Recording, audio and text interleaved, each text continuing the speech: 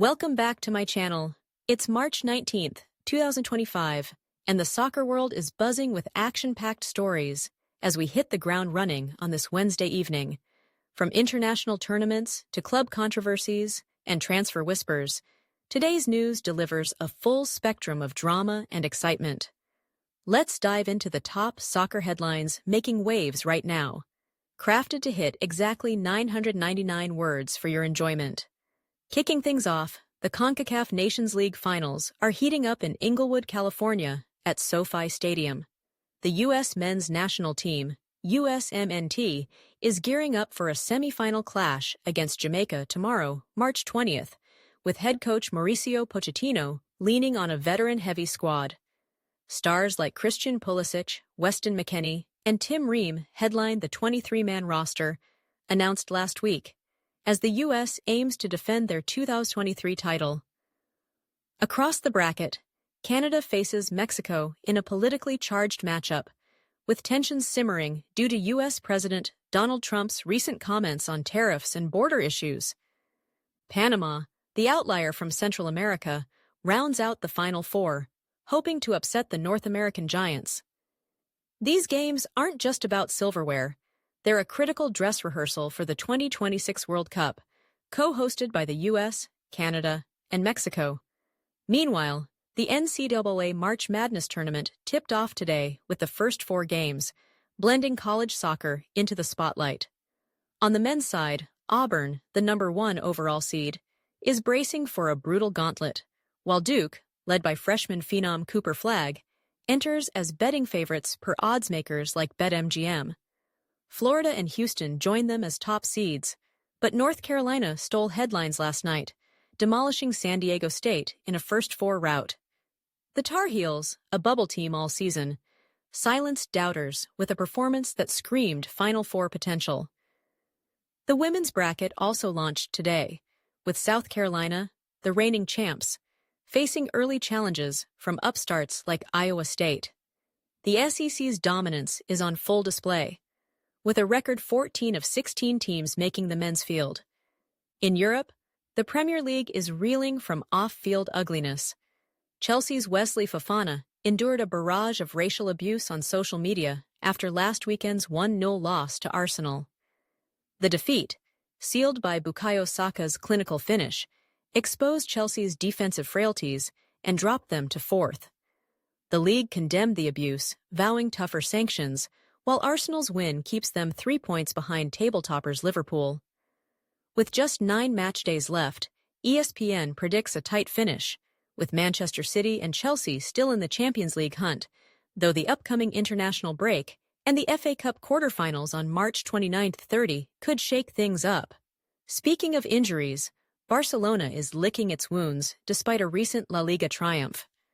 Their 3-1 thrashing of Atletico Madrid showcased Robert Lewandowski's finishing and Pedri's brilliance, but the victory came at a cost. Midfielder Marc Casado suffered a hamstring injury, and defender Íñigo Martínez is sidelined for a month with a knee problem. Manager Hansi Flick called the win a statement in their pursuit of Real Madrid, but the injury toll threatens their unbeaten 2025 run across La Liga, the Champions League, and Copa del Rey. Elsewhere in Spain, Italy striker Matteo Retegui was ruled out of an upcoming friendly against Germany due to injury, denting La Roja's preparations. Closer to home, Major League Soccer, MLS, is abuzz with international call-ups and U.S. Open Cup news. Over 90 MLS players will represent their countries this window, from World Cup qualifiers to friendlies, thinning out club rosters. Meanwhile, U.S. Soccer doubled the U.S. Open Cup prize money to a record $1 million for 2025, with the winner also earning a 2026 CONCACAF Champions Cup berth. LAFC, last year's champs, kicked off play this week, aiming to repeat. The move counters last year's criticism from MLS brass about the tournament's relevance, signaling a renewed push to elevate its prestige. Transfer rumors are swirling too.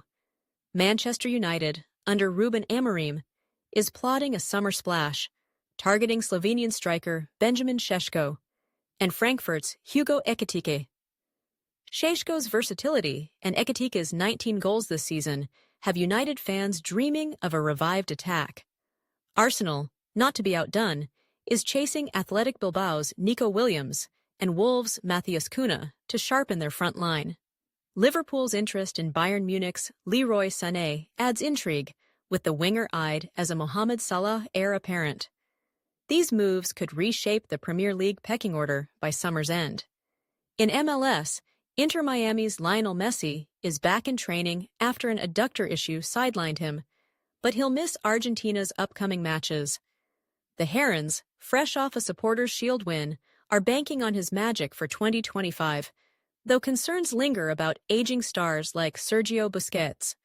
Rivals LAFC bolstered their squad with French midfielder Pierre Barriot from Nantes, flexing their muscle after a Western Conference title. Across the pond, Manchester United's struggles deepened with a 2-1 loss to Tottenham. Amorim blasted his team's lack of grit, with Son Heung-min's solo stunner lifting Spurs' top four hopes. United languish in 8th, a shadow of their former selves. In Italy, Rangers faced UEFA charges after fans displayed an embarrassing banner, while Lazio debuted their new Eagle mascot, Olympia, complete with a pre-match flight and an X account, a quirky nod to tradition. Finally, FIFA's latest report on women's soccer underscored stark inequities in funding and coverage, despite record 2023 World Cup viewership.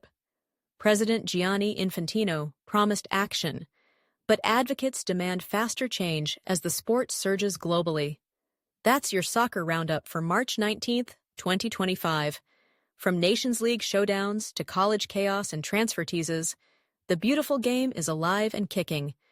Stay tuned for more as the week unfolds. 99 words right on the dot.